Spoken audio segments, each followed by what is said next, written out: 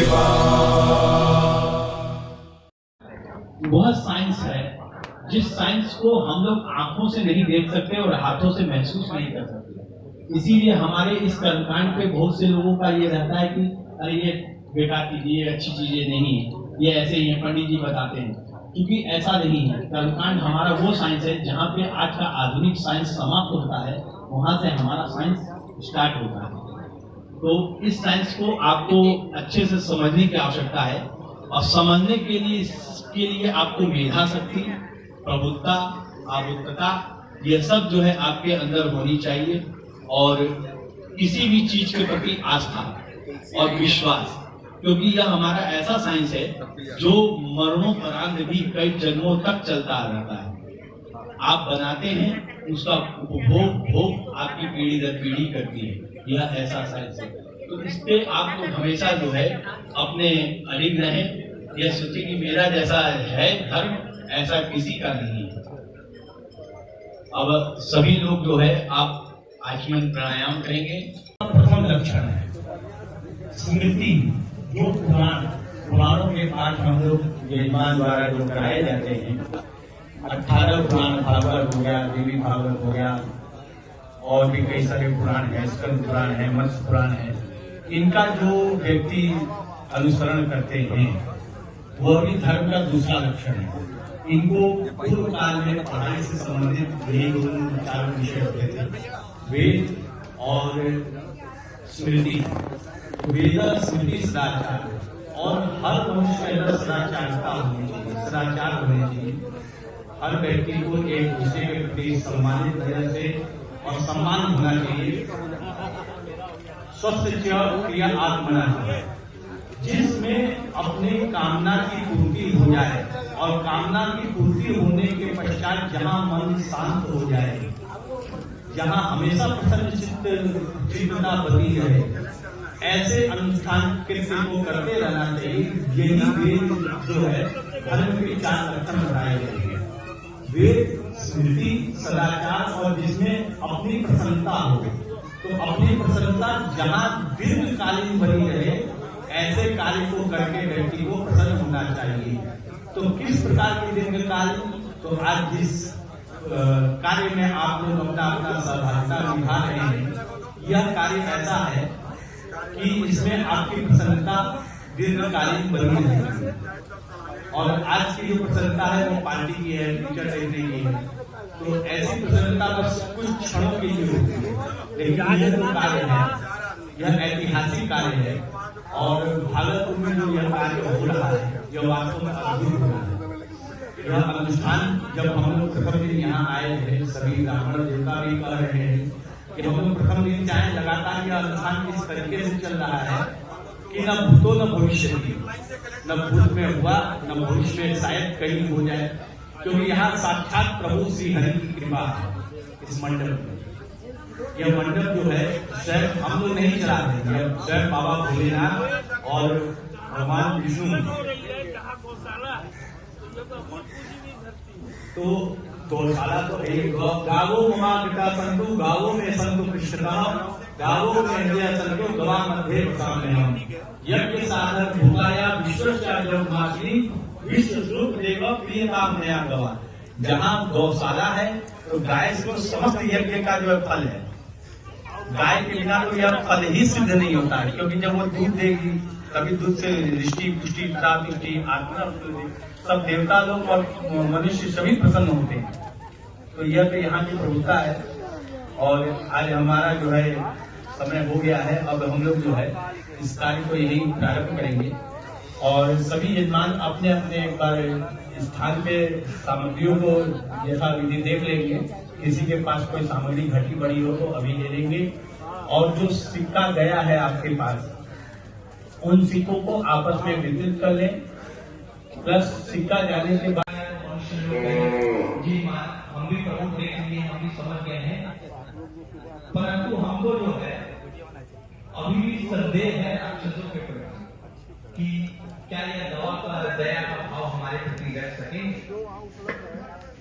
तो भगवान बड़े मुस्कुराते हुए बोले कि आज यहाँ जो है कृत्य हो रहा है, और इस कृत्य में जो हमने 10 शब्द का आप लोग को मंत्र दिया है, इसमें बड़ी शक्ति है, इसकी बड़ी प्रभुता है, इसमें समता है, इसमें सामंजस्यता है।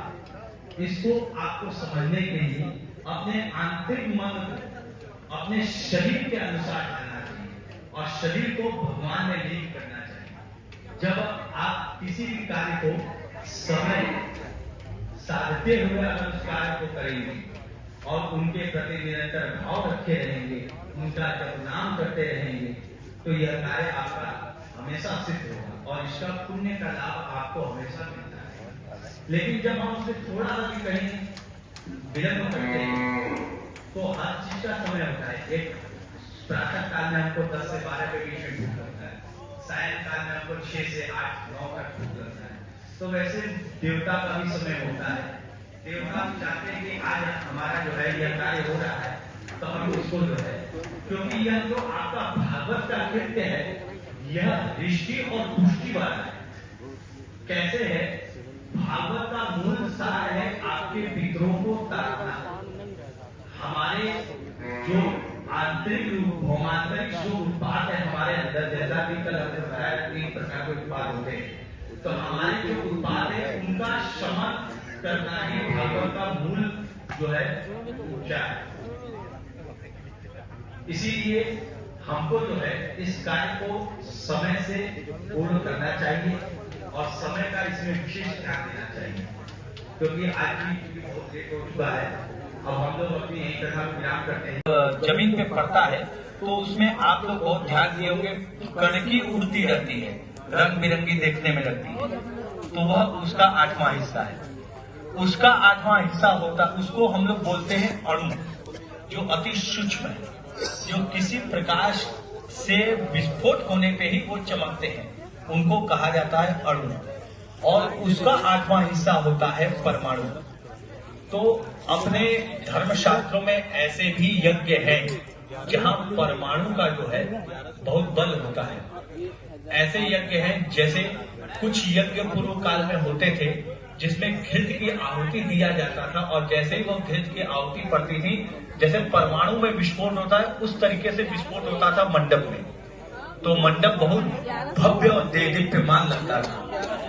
तो वही परमाणु जो है शक्ति इस पूरे संसार में विद्यमान है, उसे हमें आपको जो है इस मंडप में समाहित करने की आवश्यकता है, क्योंकि वही परमाणु शक्ति जो है हमारे और आपके तेज को, हमारे और आपके बल, हमारे आपके ज्ञान को, हमारे आपके विद्या को और हमारे आपके बुद्धि को, हमारे आपके प्रज्ञा को, सबको वह बल दे सकता है।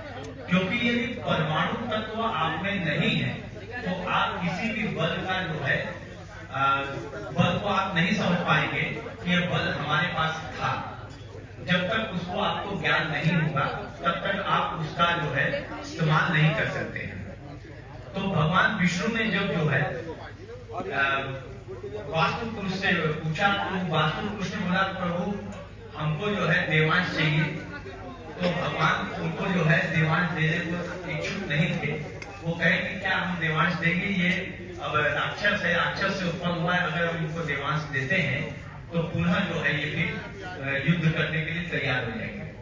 जब केवल अंधकासुर के पसीने से उत्पन्न होने पे ये इतने वर्ष युद्ध लड़ गए, तो हम इनको देवांश देंगे तो कितना और युद्ध आगे बढ़ जाएगा, तब तो पूरी पृथ्वी ब्रह्मांड ही समाप्त हो जाएगा। तब इंद्रादि 10 दिक्पालों ने क्या किया कि वास्तु को पकड़ के सब गिराने लगे भूमि पर। तो जैसे ही कोई ने पैर पकड़ा, किसी ने हाथ पकड़ा, किसी ने पेट पकड़ा, किसी ने पीठ पकड़ा, तो उसको सबने वास्तु को जो है गिरा दिया। जैसे ही वास्तु भगवान पुरुष जो है पृथ्वी पे गिरे तो उनका मुख ऊपर की तरफ था। तो युद्ध इतना वो लड़ चुके थे कि बिना कुछ खाए पिए 136 वर्ष तक युद्ध लड़े। 136 वर्ष। जब 136 वर्ष उन्होंने युद्ध लड़ा और पृथ्वी पे जैसे ही गिरे तो उनके सामने जितनी वस्तुएं थी सभी का वो भक्षण करने लगे, सभी को खाने लगे। तब ये हुआ कि अब इनको भूख लगे, तब इतना हाहाकार मचा। तो भगवान विष्णु ने आकाशवाणी के द्वारा कहा कि इनको भूख लगी है, अब इनको आप भोजन देंगे तो ये शांत होंगे। तो चावल और काली उड़द का पकवान बना करके ईशान कोण में भूमि में गड्ढा करके उसमें इंद्र आदि देवताओं ने डाल दिया। जैसे ही डाला वैसे ही वो उसके सुगंध से पलट गए। मुख उनका नीचे पाताल लोक की तरफ हो गया, उनका जो सर है वो ईशान कोण की तरफ हो गया, दाहिना हाथ अग्नि कोण की तरफ हो गया, बायां हाथ वायव्य कोण की तरफ हो गया, पुष्ट भाग नैऋत्य कोण की तरफ हो गया, पेट घर का आंगन हो गया। तो जो वास्तु पुरुष होते हैं फिर उनके पीठ के ऊपर जो है सारे देवता विद्यमान हो गए। तो आज हम जब कहीं भी वास्तु पूजा कराते हैं तो वही वास्तु का स्वरूप बनाते हैं, मंडल चक्र बनाते हैं।